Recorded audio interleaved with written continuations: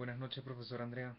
En cuanto a nuestra actividad sobre lo que es la psicología desde la modernidad y posmodernidad, yo realicé una pequeña presentación en el software de Prezi, la cual voy a utilizar a lo largo de este video y la cual te adjunto por si la puedes observar a medida que me escuchas en el video. Bueno, en cuanto a lo que es la psicología, desde la modernidad y posmodernidad, hay que tener en cuenta que es muy difícil definir la psicología desde una sola concepto, una sola perspectiva, porque existen diferentes concepciones de lo que es la psicología a medida que se analiza el contexto histórico, en todos los sentidos, en el científico, en el religioso, en el humano, en el antropológico. Entonces, en ese sentido, es importante partir de una contextualización histórica para lograr hacer una definición de la psicología. Asimismo, en este orden de ideas, yo llegué a una conclusión de que la psicología o el significado de la psicología puede ser dinámico. Y de acuerdo a los textos que estamos trabajando para esta actividad, se parte de una psicología filosófica hacia una psicología más experimental o científica. En ese sentido, partiendo de la psicología más filosófica, en los textos se menciona lo que es la yocracia. Y como su principal autor se presenta a René Descartes, el cual a través de sus reflexiones y sus meditaciones llegó a una conclusión muy importante que marca un hito en una concepción o una aproximación a la psicología, que es la presunción de que pienso y luego existo.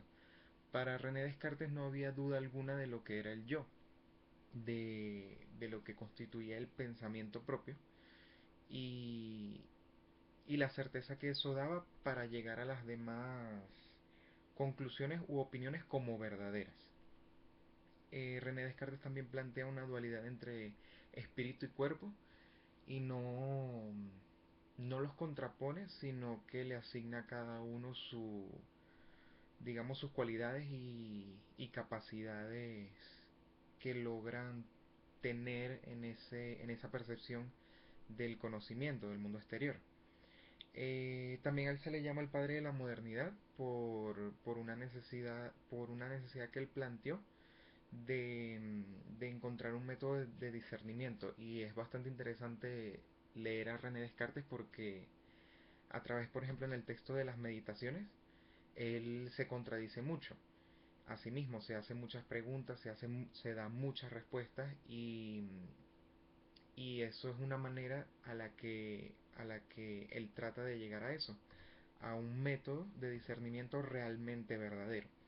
Porque si nos sentamos a leer su primera meditación, él se cuestiona mucho de lo que es real, de las opiniones que ha adquirido a lo largo de su vida, si son reales, si son verdaderas, y llega a la conclusión de que nuestros sentidos nos engañan. El tacto, la visión, el olfato, bueno, todos nuestros sentidos nos pueden llegar a engañar. Em, También él plantea una diferencia en ese sentido, partiendo de ese engaño que puede tener los sentidos, él plantea unas diferencias entre distintas ciencias como la geometría y la matemática con respecto a la medicina. Él coloca un ejemplo de que aunque él esté despierto en vigilia o esté dormido, 2 más 2 siempre va a ser 4. Sin embargo, o también que un cuadrado va a tener 4 lados. Sin embargo, eso no es lo mismo en otras ciencias como en la medicina. Y no depende, digamos, esa verdad, hasta cierto punto, no depende de los sentidos de él, ya sea que esté durmiendo o esté despierto. Asimismo, él plantea la existencia de un Dios que aunque eso no estaba pautado para esta actividad, es la tercera meditación de René Descartes, que es bastante interesante, en la que él justifica el por qué existe un Dios. Y en este sentido, si existe ese Dios, que es el ser supremo, que representa la bondad suprema, él no va a ser el encargado de generar esos engaños que sí que sufren nuestros sentidos o que sufrimos nosotros. En ese sentido, él establece en esa misma primera meditación, él establece la existencia de un genio maligno que lo califica como astuto y por supuesto como maligno, porque es el que se encarga de engañar, como de transformar esa realidad para que no se perciba o no se conozca realmente como es. Él concluye esta meditación con algo que me pareció bastante interesante. Pienso que René Descartes fue un filósofo muy reflexivo consigo mismo y siempre se cuestionó muchísimo. Llega a una conclusión en la que él debe despojarse de todo aquello que lo puede engañar, es decir, de su cuerpo, de sus órganos, de sus sentidos, y es así como él se va, en, de alguna forma de decirlo, se va reduciendo o restringiendo sus capacidades a la que mencionaba hace un momento, a la de pensar. Él decía o planteaba, bueno, si yo no veo, si no escucho, si no toco, sin embargo sigo dudando, y si sigo dudando es porque sigo pensando, y si sigo pensando es porque existo. Y volvemos a la premisa principal de él de pienso luego existo. En cuanto a la segunda meditación, de pronto es un poquito más compleja que la primera porque se contradice más, se hace más preguntas, se da más respuestas. Eh, y bueno, él la inicia como tomando la conclusión de la anterior. Él dice, mientras yo esté pensando, soy algo, sin importar si ese genio maligno lo está engañando. Si él logra pensar y dudar de, bueno, estoy siendo engañado, aunque no tenga certeza de algo en particular, él es algo porque él está pensando. Ahí volvemos y a la importancia que le da René Descartes a ese proceso, al pensamiento. Bueno, en esta segunda meditación él nos comenta sobre la dualidad de cuerpo y alma y atribuye cuatro como funciones o capacidades, las cuales son nutrirse, andar, sentir y pensar.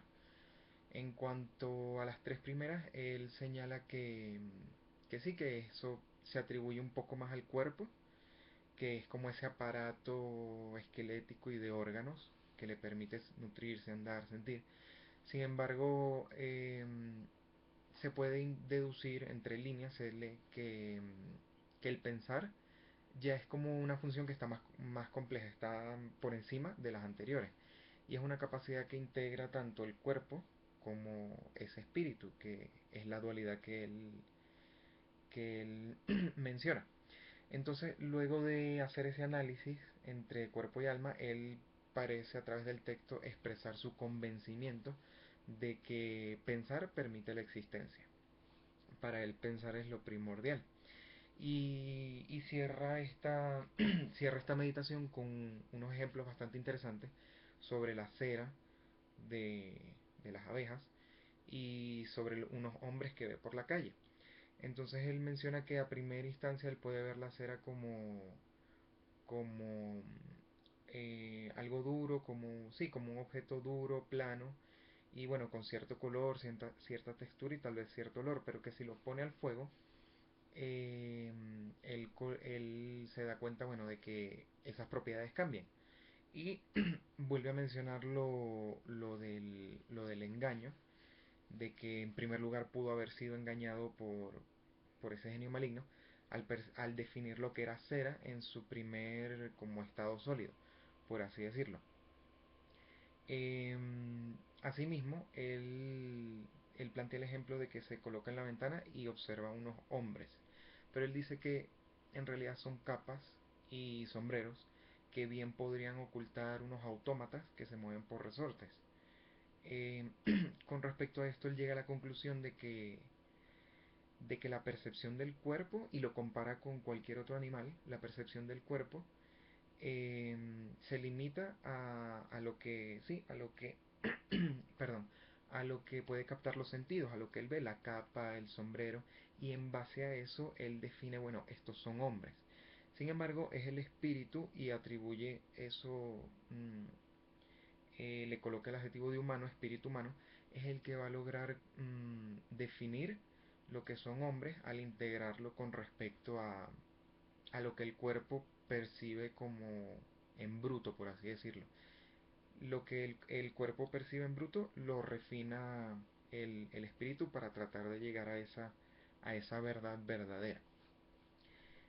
Bueno, cuando estaba desarrollando esta actividad no pude evitar recordar una película que se nos sugirió en la universidad hace algunos semestres en clase de filosofía, que es la película de Matrix, es bastante conocida. Mm, Además de, bueno, de la acción y la trama de la película, está muy cargada con contenido filosófico y en ciertos aspectos se puede encontrar o se puede rescatar, sí, ideas y pensamientos de Descartes. Por ejemplo, cuando ellos están en esos mundos alternos en el que se conectan a una máquina y parece que todo fuera real, pero realmente esos son sus sentidos que los están engañando. Luego, bueno, ellos tienen la opción de regresar como a ese mundo verdadero en el cual, sí, a pesar de que siguen percibiendo, siguen tocando, siguen viendo la realidad, hay una certeza como que yo lo asocio que integran la dualidad de cuerpo y espíritu para comprender y entender más esa realidad y saber que esa es su verdad. Espero haya sido comprendida mi exposición, profesor Andrea, y muchas gracias por la oportunidad de presentarla. Que tenga buen día.